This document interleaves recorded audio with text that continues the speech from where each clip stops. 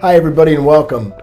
My name is Pete Lucido. I'm the Macomb County prosecutor, and I'm joined today by Judge Joseph Boedeker, who's been how many years? 29 years on the bench. 29 years here in Roseville, Fraser, off of Gratiot, and I got to tell you, the court hasn't changed at all in 29 years. And we're also welcoming the Chief of Police here in Roseville, Mitch Berlin. Thanks, Mitch, for joining us, and Judge Boedeker. Thanks You for know what?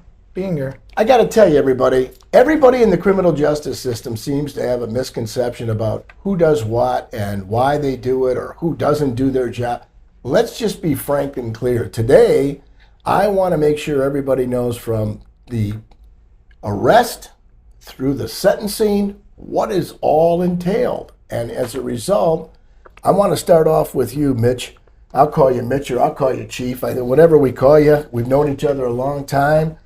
But I want to go from your police investigation. Who takes the investigations from the criminal justice standpoint? So as you know, we're out there 24 hours a day, 7 days a week.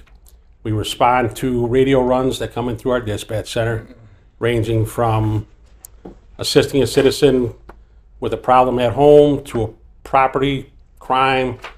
And then we also have self-initiated activity where officers are out there and locate crime. So once we get involved in a crime and an investigation, depending on the scope of the case, depends how much resources we allocate to it. So say we have a home invasion. We'll have officers respond. If the suspects are gone, they'll secure the scene, hold it till detectives and evidence technicians arrive. Evidence technicians will then process the scene for evidence, utilizing various techniques from fingerprinting to photographs to casting of footprints or indentations in the window jambs or door jamb. If the suspect is there and he's taken into custody, then we will also possibly take the shoes and the clothing or cuts on the hands, take photographs, collect blood if there's blood at the scene. So different cases require different resources. Once we build the case, we get enough evidence, and we have a suspect, whether they're in custody or not, we will then put the entire case together. We will evaluate all the evidence, whether it's physical, statements from people on the streets, our body cams. Crimes in progress, our body cams are invaluable tools. When you roll up on a crime in progress, that catches sometimes stuff you don't even catch or process in your own mind. That camera catches for you. So when you go back and review it, it actually helps us, helps the prosecutor's office, helps the judges with the whole case, because now you've got firsthand knowledge of seeing everything right in front of you. So it's a great tool. We put the case together. Evidence may have to be sent to the state police laboratory for evaluation, your blood samples, your fingerprints, sometimes facial recognition. Once we get all that put in a nice tight package, all our lab results back, all our evidence is processed, and we have a suspect, we put together a warrant request with all the documentation behind it, all the reports, and we send it up to the Macomb County prosecutor's office to be reviewed, and then they'll make a charging decision based on our work and our developing of the suspect. You pretty much covered from soup to nuts on it. That information that you gather is all part of the criminal police investigation to bring forth a warrant request, or what you say, the packaging of all the information to the prosecutor's office for purposes of charging decision. And the prosecutor that reviews the warrant, as well as all of the evidence in the case, makes the decision, can they make the elements of the crimes in which they are going to charge? And if they can, then they charge. If they can't, they tell the police officers, the ones that bring in the information, what they need before they can issue one of those charges or any of those charges. Correct? Yes, sir. Okay. After that is done with, and the warrant then is signed on behalf of the complaint, and the warrant are signed on behalf of, for the police agencies through the prosecutor's office. And we review every police agency in the county because the prosecutor's office is the charging authority. They're the chief law enforcement division of the county, and they charge based on what evidence that is brought to them and what they can make. What do you do with that after the warrant has been signed? So once we have the warrant signed, we bring it in front of the judge, we swear to it, give them a synopsis of our investigation, synopsis of what we had to obtain the warrant, present it to the judge, who will then authorize, then sign the warrant for us, which makes the warrant valid. And depending on the case, we will either go out and pick that person up immediately, try to locate them, sometimes give it to a fugitive team. Other times they just go in the computer and wait till that person encounters law enforcement again. So when you bring back after the charging through the prosecutor's office, you come back and there's another step or another layer of protection, if you will, with the criminal justice system by doing a swear-to in front of the judge. That the detective comes in front of the judge and then makes the statements that you're claiming under oath that this is what they found from their investigation, and Judge, we would like you to sign the arrest warrant of this individual so that, or individuals, so that we can bring them to justice. Is that correct? That's correct. All right, so what is the district court? That's where we're in, the district court. The other court is called the circuit court, and that's downtown Mount Clemens, but there's like 10 district courts. There's like 17, 18 judges in these district courts, and there's one for Roseville who has 3 judges, Clinton Township who has 3 judges. You also have Shelby Sterling that has a total of 4 judges. All these judges from East Point all the way to the north end in Richmond. What do the district court judges do after the swear-to? There's a lot of activity. Myself, along with Judge Toko and Judge Hakeem, as you pointed out, are the 3 judges for the 39th District Court, which covers the cities of Roseville and Fraser. So when either a police officer or detective from Chief Berlin's police department or from the Fraser Police Department go to your office and have a complaint that is authorized by your office, they then bring it before the judge. They have to swear to basically the elements of the crime. And if the court determines that there's probable cause to believe that a crime was committed and this individual that is listed on the complaint as the individual who committed the crime, then I as a judge would sign the warrant. Once that warrant is signed, then if the individual is in custody, he'll be brought before the judge for what's called an arraignment. If he's not in custody, then whenever he does appear, he or she appears before the judge, then the arraignment will take place. So at the arraignment, the charges are read to the defendant, in other words, informing the defendant what that individual is charged with. Several years ago, the state of Michigan started a new procedure where every individual who is charged with a criminal offense is now represented by an attorney at arraignment, so that the defendant's rights are covered. So that attorney will be with the defendant when I, as a judge, would read the charge against him.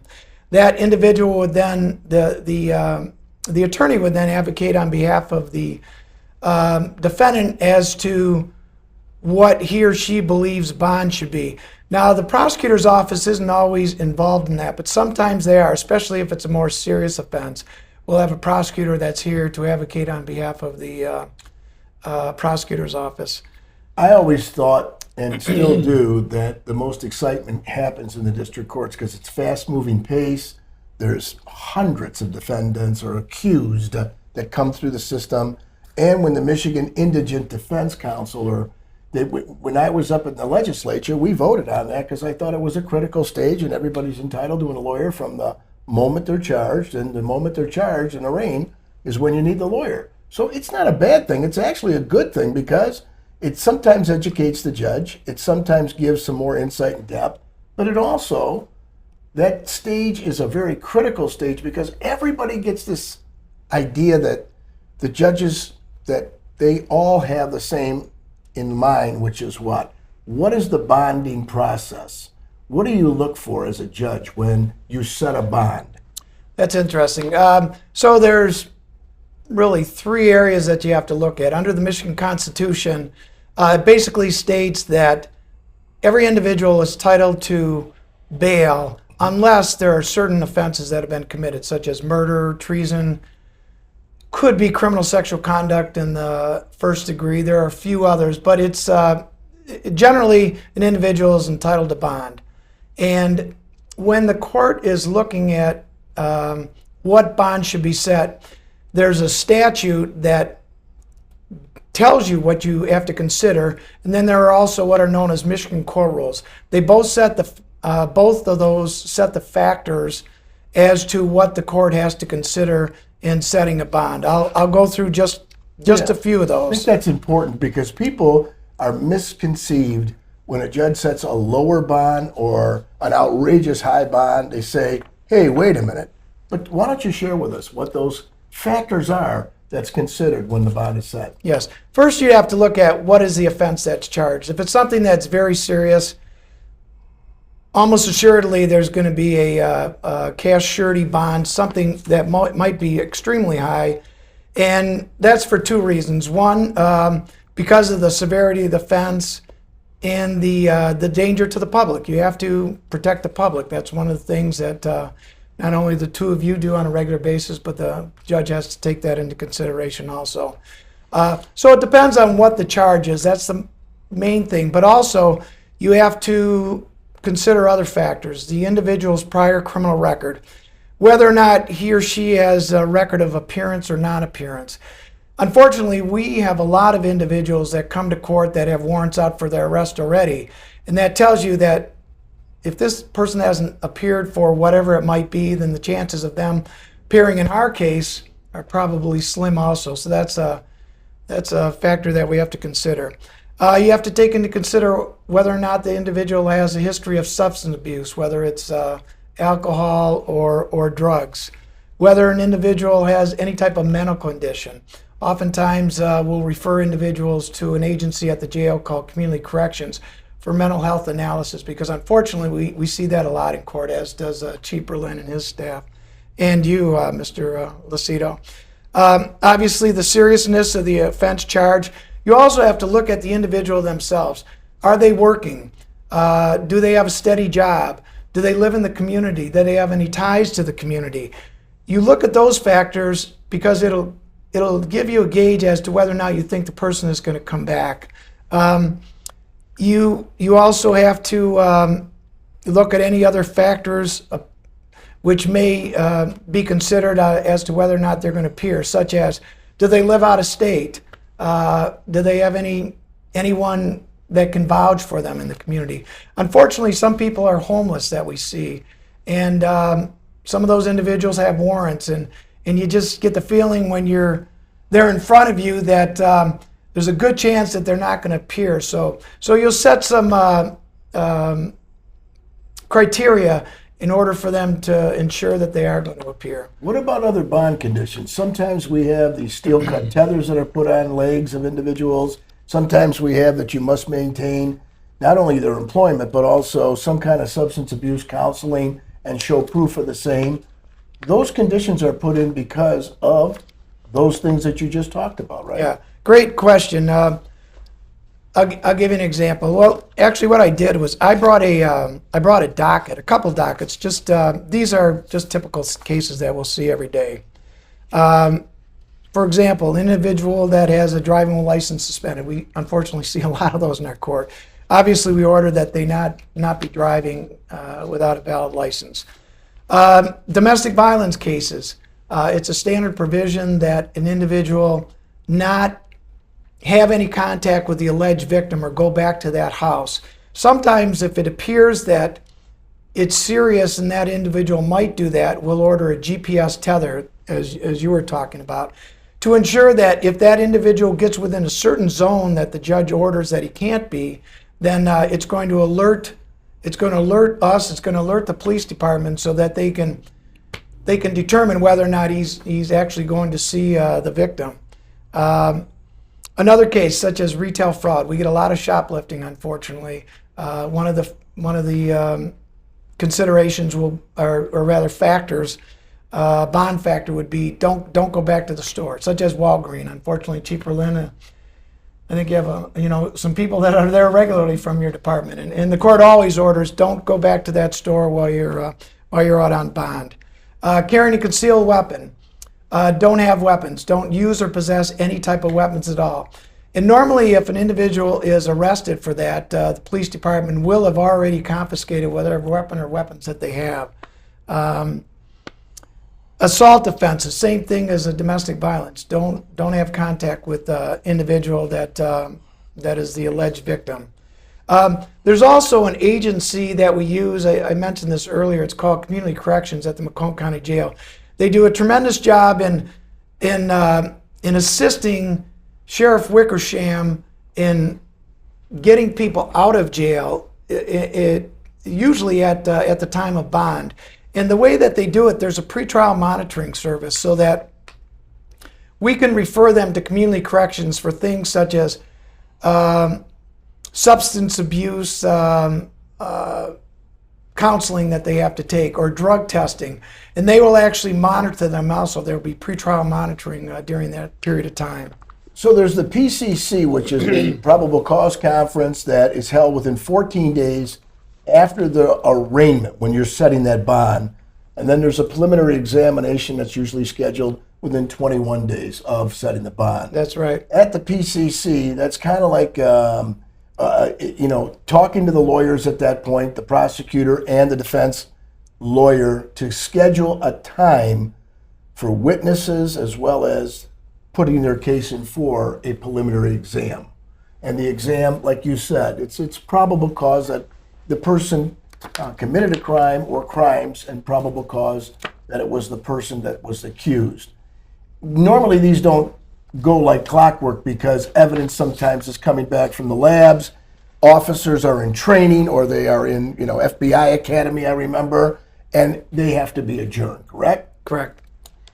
In your court, though, what you try to do to get a rein on your docket, because you've got to go through, if it's a felony, then they have the preliminary exam has to go down after the PCC. And if it's not a felony, if it's a misdemeanor, pretrial conference. Kind of speak generally on both of those. Right. As you stated, if there's an offense, generally speaking, misdemeanors are punishable by 1 year or less. There are a couple that are what are known as high court misdemeanors, punishable by up to 2 years.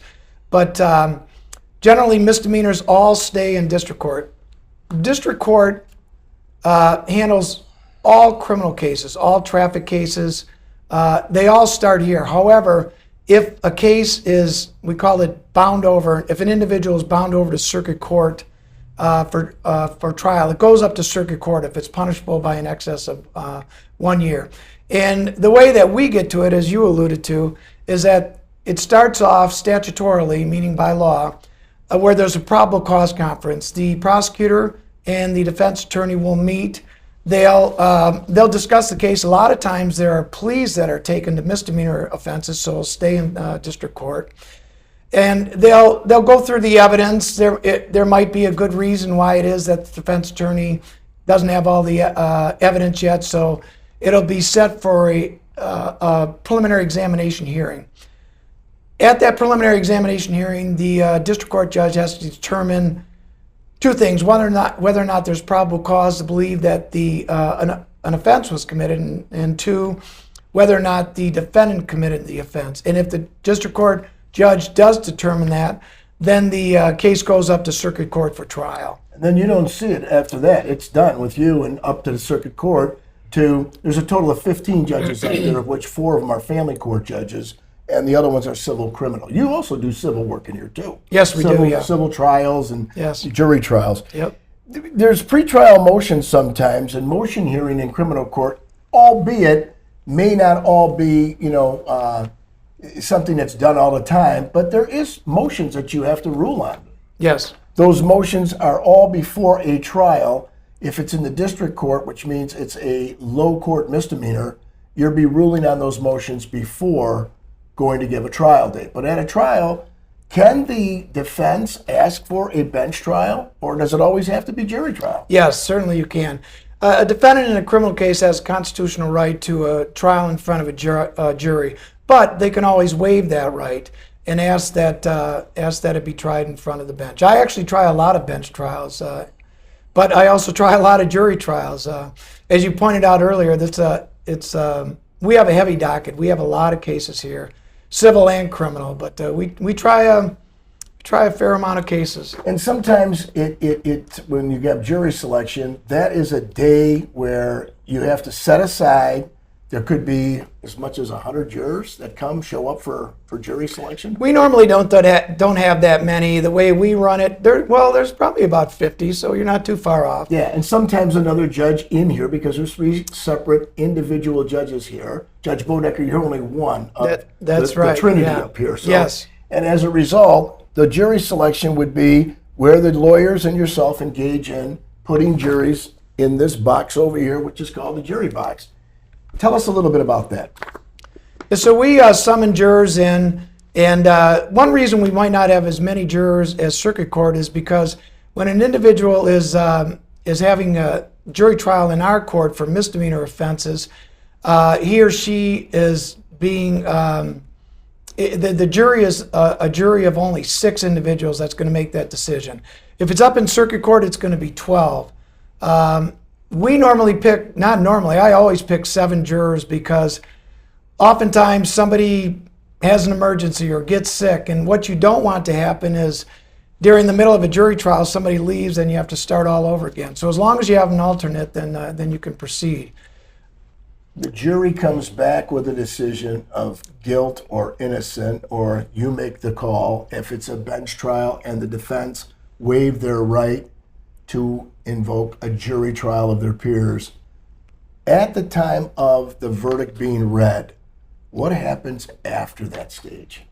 Well, if the verdict is not guilty, then the defendant is free to go. There's always a bond that is set, and the bond is then canceled, and the defendant is free to go. Even if I had a different thought in my head as to whether or not that individual should be guilty, it doesn't matter, because our system is set up, and it really is the best system there is, where your peers are making the decision on the case. And so if a defendant is found not guilty, then he's free to go. If he's found guilty, then the next stage would be sentencing. The judge would have to then impose a sentence, depending on what the crime is, what the victim says about it, what the police department feels. There are a lot of factors, what the defendant's criminal record is. A lot of factors go into my determination as to what the sentence will be. Well, so we have victimless crimes where somebody has like a drunk driving and, they broke the law on their own or stealing things from the store. The victim is the store itself. And some are just using drugs on the street that are illegal. And then there's victim crimes where it's assaultive or it's domestic violence where somebody's injured or somebody's been beat up. Could be felonious assault or all those other crimes like that where there's a victim. Tell us about how you make that determination on the sentencing, because the judge has full reign and authority over sentencing, right? Yes, well, at least in district court you do. In circuit court, there are sentencing guidelines, and although the judge has a lot of discretion, you still have to sentence an individual within those guidelines, and if you don't, then you have to have good cause as to why you're varying from the guidelines. In our court, because the maximum sentence would be 1 year in jail, we don't have guidelines. However, you still cannot abuse your discretion. So if let's say for example, an individual was found guilty of a driving while license suspended, and it's the only offense that he's ever committed, and I give him the maximum sentence, chances are his defense attorney would go up to circuit court on an appeal and say, Judge, this is a sentence that's out of line with what it should be. But that rarely happens. I'm not saying that sentences aren't ever appealed, but what I take into consideration based on your question is, what is the defendant's prior record? What is the offense? Is it a victimless crime or is there a victim? So Sure. let's say it's a domestic violence and it's not a good situation. And this individual police have been out there many times, and this individual, for lack of better words, needs to understand that you can't keep doing it, then most likely that's an individual that's going to end up going to jail. So I noticed, because in my former life, I've had a lot of those, but I was a probation officer and then a parole officer, and I learned that people are put on probation by the court. Speak about the probation. When you give somebody a chance and you say, look, I don't want to put you in jail.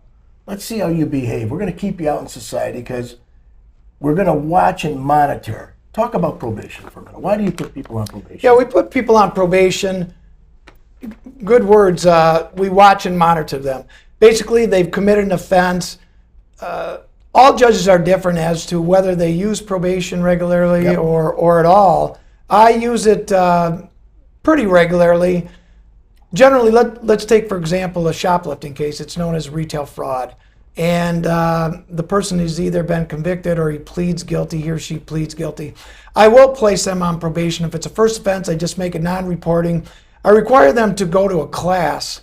It's a class that enlightens them as to what happens when somebody is stealing. It's not just you, but it's for society. We're all paying the price if somebody's out there stealing. As long as they successfully complete that class, pay their fines and costs, then they'll be released from probation.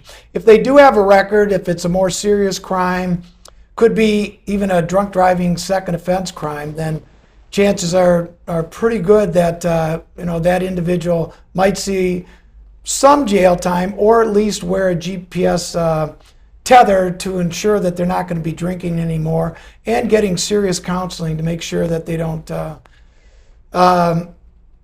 they endanger the public any longer. So a lot of times it's used as a tool if they have a family, or they have some dependents, like if they have a sick mother, father, and you're weighing some of the equities or what's fair here. I don't want to disengage the family of this, but I also got to look at the victims. When the victims come and they do their impact statement, when they come before the court and tell you what it meant to them in regards to this, how much weight do you give that in your sentencing? It can be very powerful, because when the victim does appear, their emotions oftentimes are very raw. It's had a huge impact on them. And as both of you know, as well as anybody, one of the jobs of the judge is to protect the community, and that means protecting victims. So it has a great bearing. I know it tears my heart out, especially when some loved one has been lost in the family, and they said, we don't know how to go on with life. It's just nobody puts their hand up and said, I want to be a victim. That's the first thing. We find victims where we find them, and we do everything we can to try to neutralize the situation by saying, this is as worse as it's going to get. God willing, we're going to see some success here, but there's no way to repair the past and the damage that's happened. But moving forward, I can assure you, you're going to get your day in court, and it's the most important thing for those victims to have their day in court, the opportunity to be heard, and to mark the spot in the judge's heart where they feel like there's got to be some retribution going on, or you can't give redemption, judge, without accountability. I want the individual accountable. So that accountability is what we look to as what I would say law enforcement, or enforcing the rights and duties and responsibilities of the people of society. And that's a critical part. But getting everybody to understand this justice system, and there is, like you said, Judge, there's no other better system out there, because if it is, we would adopt it. And we would want, the police have had a lot of tools, but the body cams have explained a lot of these crimes, showing exactly what's out there. And the sentencing process is improved because we do have more tools in there to deal with mental health, or to deal with some of these assaultive crimes. So, right, one of the factors that a court has to take into consideration also is not just protection of the public, but rehabilitation of a defendant. What you don't want to do is just throw the key away all the time, because eventually an individual is coming back to society. So there are so many resources available to us as a court that we can use to hopefully prevent that individual from coming back into the system. For years, I ran a sobriety court. I turned it over, because I've been on the bench for so long, to Judge Toko and Judge Hakeem, who are now running the sobriety court. But what that deals with is repeat offenders. I had numerous individuals come in front of me and said, this program has saved my life. If it wasn't for this, if it wasn't for the hands-on approach of not just, certainly not just me, but peer coaches, probation officers, counselors, the probation, or rather the prosecutor's office and defense attorneys, assisting these individuals in overcoming their that rut that they've been in for years, and then making them better and more productive members of society. And I truly appreciate the sobriety court, the drug court. I appreciate the mental health court as well as the domestic violence court. And there's a reason for this. It works. We have success. Yes. We have made people's lives better, or we've at least tried and attempt them to understand the difficulties they're going through so they can identify some measures and means to go ahead and deal with their problem.